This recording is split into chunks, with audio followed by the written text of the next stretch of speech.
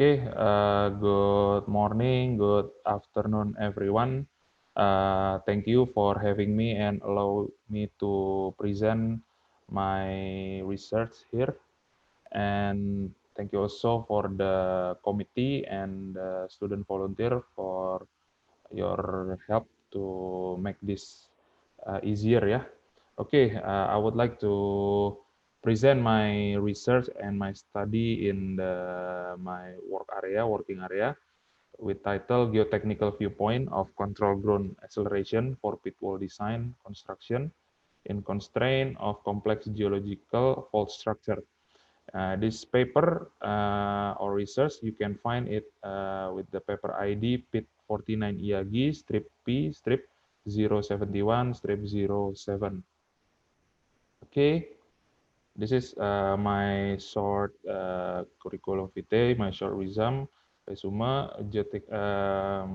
name Riza Rahmat Putra from institution TIS Indonesia. Educational background in master degree in geophysics, University of Indonesia, bachelor degree in geology, University of Pajajaran. Currently, I'm working in TIS Indonesia as engineer mining geotechnical and geology. Okay, we continue to our presentation. Firstly, with the outline, will be uh, included introduction, problem statement and basic theory, results, method and workflow, results and discussion, conclusions and recommendation.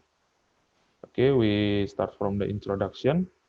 As we can see that from our study here, uh, with the long of process in the coal mining activity, we only focus in drilling and blasting activity in order to give a diggable waste or diggable overburden to get the coal, then we can properly mine. And this is our research focus area only in the drilling and blasting. Okay, for your brief review of what is drilling activity, is the drilling activity conducted in order to get the diggable waste. So firstly, we will drill off the waste here or overburden here, and then we charge it with the explosive material here in the each of hole that has been drilled, and then we blast it to get the diggable waste here, not too hard, so we can getting by the excavator. So what's the our problem here is the amount of energy in blasting will causing the slope instability, so will causing hazard in all of mining area, not only in my working area, but also in the open pit mining area in around the world, yeah. And this research will focus to give a resume based on the control powder factor. What is called powder factor? We will elaborate it in next slide. So we can controlling the risk about the instability. We controlling the risk, so people who working in there will have a safe environment and do not need to worry about the failure or slope instability in their area. Okay, for the problem statement and basic theory, actually, if we can see that I have some illustration. If you see that this is some of our example of mining progress. If we see that this is, let's say, this is progress in July. This is the surface that we will mine. We will drill it and blast it. And however, we can see that until the August here, we have a drop down here, and we need to blast it again. So during our blasting activity, we need to control that the wall here is safe and not causing the impact of instability in this slope. Yeah. So the problem is we need to controlling the blasting magnitude to avoid this wall from instability. How? how we can control it. And basic from our the geotechnical issue is how to achieve the safety factor.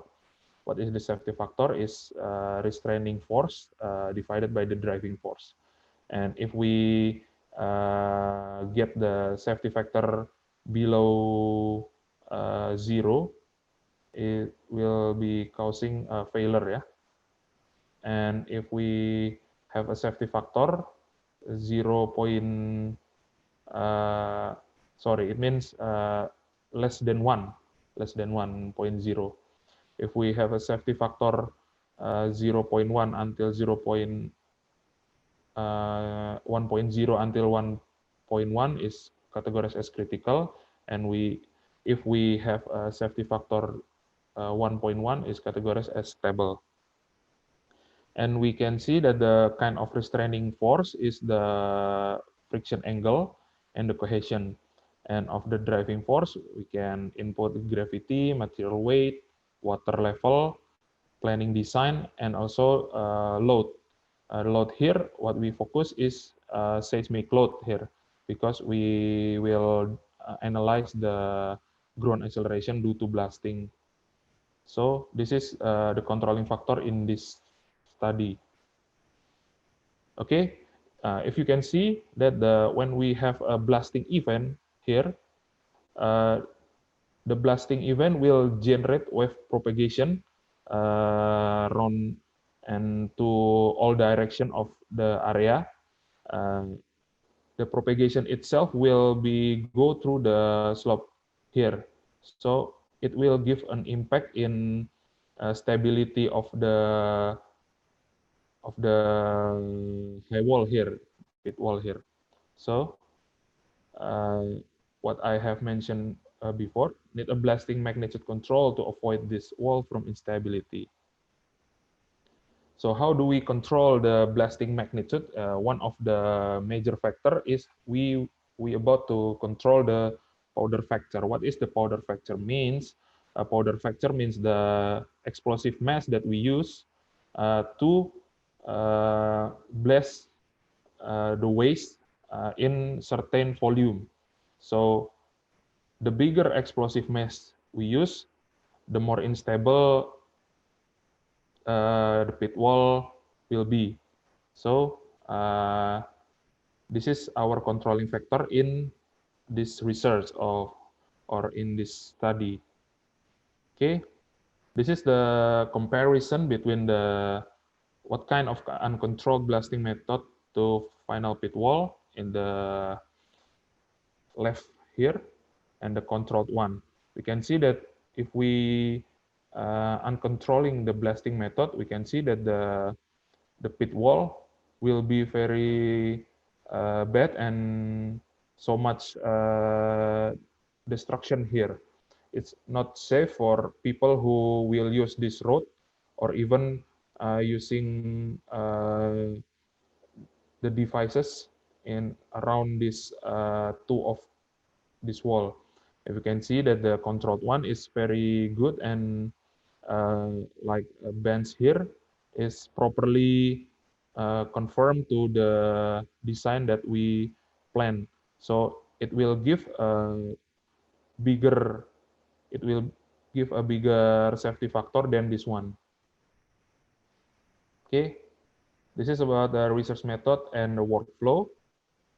We can see that our research method and workflow is divided into two kind of data getting. Firstly is we use the blastmet record.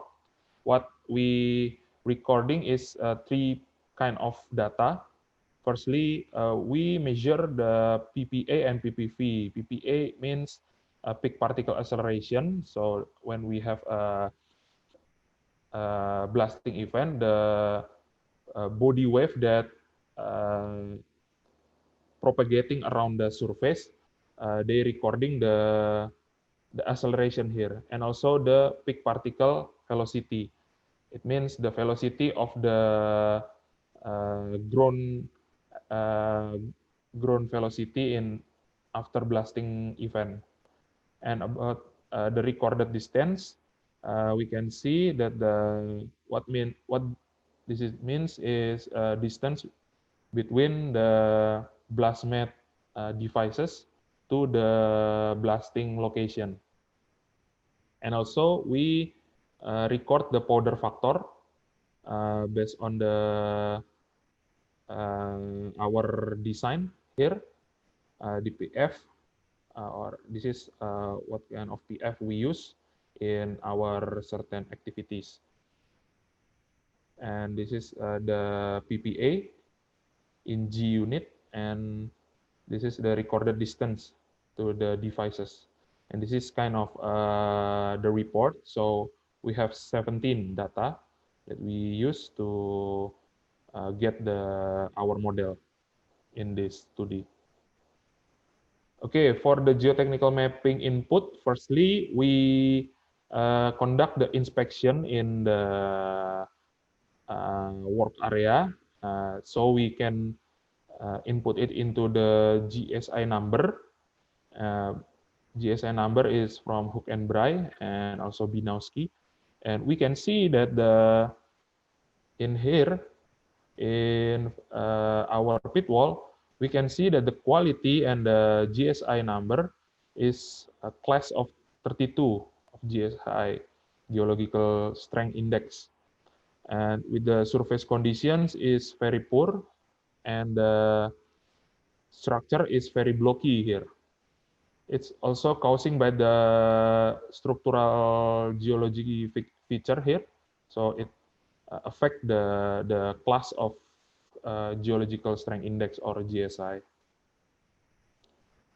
And for the back analysis, material properties, in the next step, we determine the number of cohesion and friction angle. This is number of our restraining force, as we see in the previous slides. This is our analysis based from the current condition and geotechnical mapping here. Okay, so we jump to results and discussion from our study. Okay, firstly, for the results and discussion in our study is we modeling the ground acceleration. We using the equation from Ho 1998. This is the formulation. So we can see that the number of PPA or PPV will be generated with this formulation, but the PPA or PPV is a constant number or the empirical number, and this is coefficient of rock condition, and R is distance blastmat to blast design or blast location, and W is explosive mass as per design use, and alpha is coefficient of decay. And we can see that the formulation, the G value or PPA is generated with the coefficient of rock condition is 0.0903, and this is scale distance exponent to minus of coefficient of decay is 0.683. This is our empirical value based on the 17 data. Okay, this is first, and next we differentiate equation 1, the previous equation, in order to dividing explosive masses to powder factor usage. We cross plot it between the scale distance and the powder factor, and powder factor here is based on our powder factor that used in 17 data.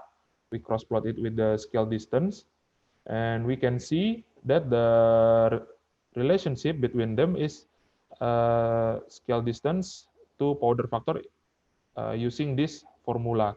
So this formula will be used with the model or given PF here, and we substitute the number of scale distance into the previous equation.